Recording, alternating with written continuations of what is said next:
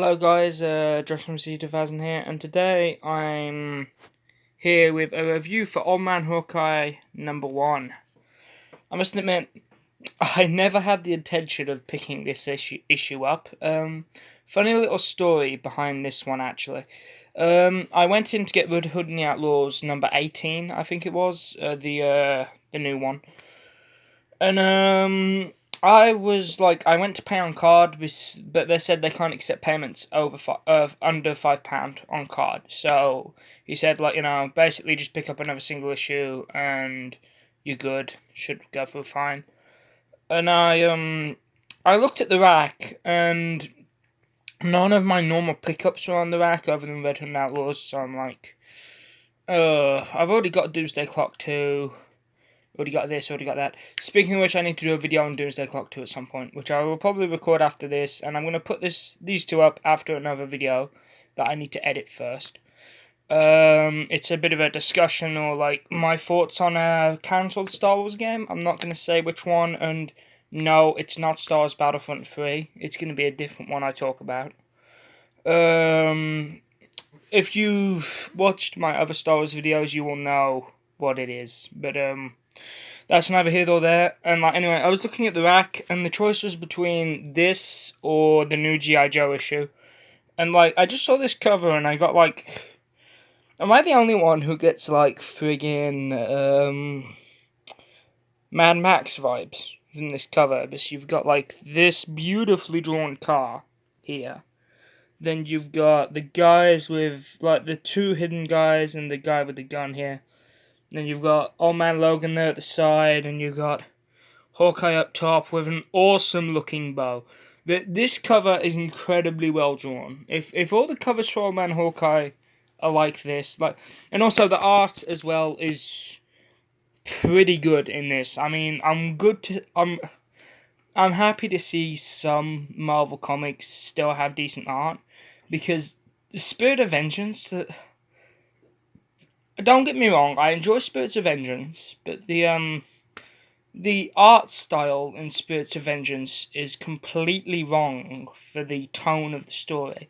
It needs something a bit more gritty, a bit more Hellblazer-ish. Well, hell, to be honest, even the Ghost Rider run that ended in 2011.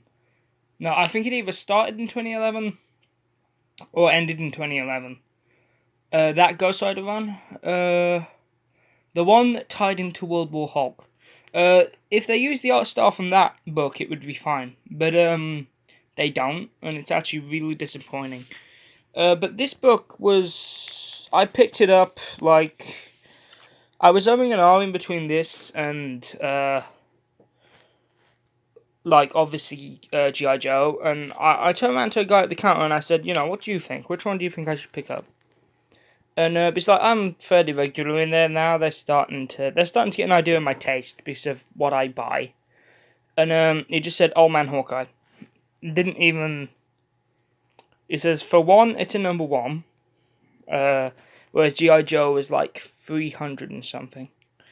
Well, I am actually slowly catching up on G.I. Joe.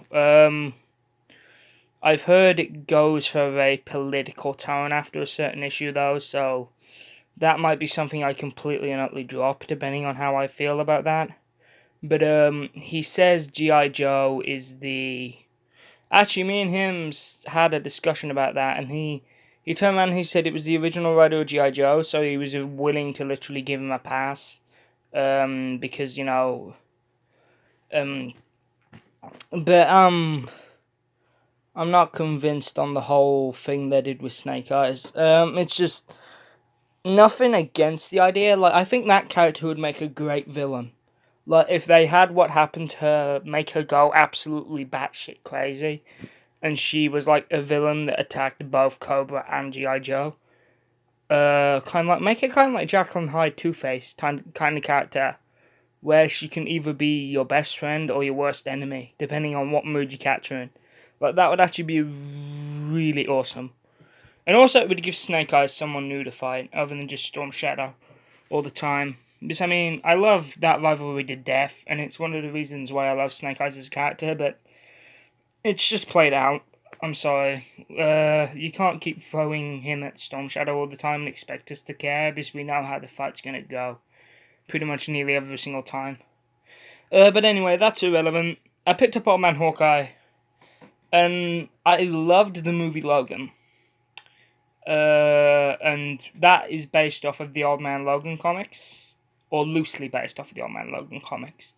I never really read Old Man Logan that much, but I loved Logan, and I knew it was kind of based off of Old Man Logan, so I was kind of I was hoping for more that kind of tone, and that was pretty much what we got. I mean, there's actually some amazing, like, this shot, some of the art in this is brilliant, and it's like, he's protecting this cargo, right? He's been paid to protect this cargo, and then he just pulls out this, and like, this is like Logan, Old Man Logan tone. I really enjoy this. And we've got this awesome fight, literally like, this, I'm pretty sure this tops the action in Red Hood and Outlaws and Deathstroke. Like, there is no way DC would have the balls to have someone like Red Hood and Deathstroke do that. Not in Rebirth. Like, I'm kind of sad because I kind of wish Red Hood and Outlaws was this visceral on the combat. And he's like, yeah, they still do that stupid thing where they censor out the swearing. Look, it's really stupid. I don't see why they do it. It's just like, I missed. And then, like, based off of that I missed, you see him seeing a doctor, and you actually find out that he's losing his eyesight. He's going to go completely blind. Which I think is actually awesome idea to explore with Hawkeye. It's like, he's a guy that prides himself on being the best marksman. And have a character like that starting to go completely blind, or have him threatened with going completely blind, is actually a really cool idea to play with. And it's part of the reason why I enjoyed this book so much, because it's the first issue, and it sets Hawkeye up for going on this vendetta, like this revenge vendetta, before he loses his sight and is incapable. And it's set before Old Man Logan, because Hawkeye goes and asks Logan for help, and Logan is like, yeah, sorry, I can't help you, Clint. I've got my family to think about. And shall I tell you what I find funny? Clint gives him an Xbox, and he says, before this conversation starts, and Logan goes to hand it him back, and he's like, no, keep the stinking Xbox. Maybe the kids will know what a real hero looks like inside their games. And I'm just like, damn.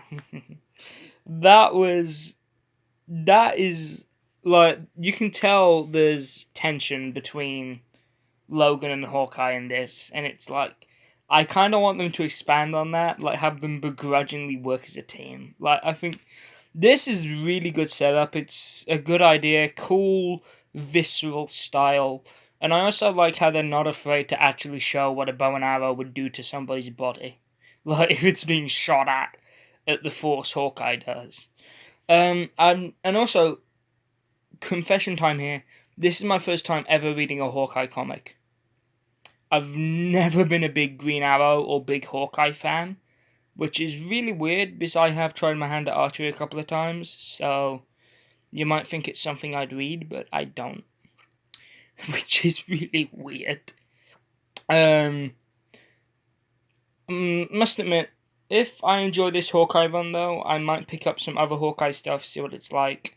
But I'll see what Old Man Hawkeye is like once it's over. I kind of hope it's a long series. I don't want it to be a short thing like Spirit of Vengeance, because I'm actually really enjoying this. I'd happily buy 7 volumes worth of single issues to read this. It's one of these that is definitely going to be on my permanent pickup list now. Anyway, that's just a short little video talking about Old Man Hawkeye. Advert for God knows whatever that is. Yeah, this is actually an awesome little comic. I'm really glad I picked this up, and next time I go in, I'm actually, if the guy that served me last time is behind the counter, I'm actually going to thank him for recommending this book to me, because it's now on my permanent pickup list. It's a really enjoyable comic. And anyway, that's about it. Next video I bring you will either be a discussion on a cancelled Star Wars game, or if that hasn't come out before this, it will be a review on either Doomsday Clock issue 2 or Red Hood and Outlaws 18. Red Hood and Outlaws 18 was kind of a filler issue, so I don't really... It's one of them filler issues they do in between a big story arc, and it's like, I really don't want to have to do, like...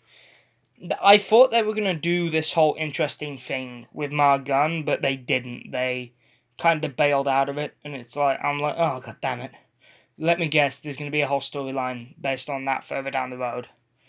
But anyway, I'll see you in the next video, guys. I hope you enjoyed. Don't forget to hit the subscribe and like button down in the description if you enjoyed. And I will see you all next time. Have a good day, everyone.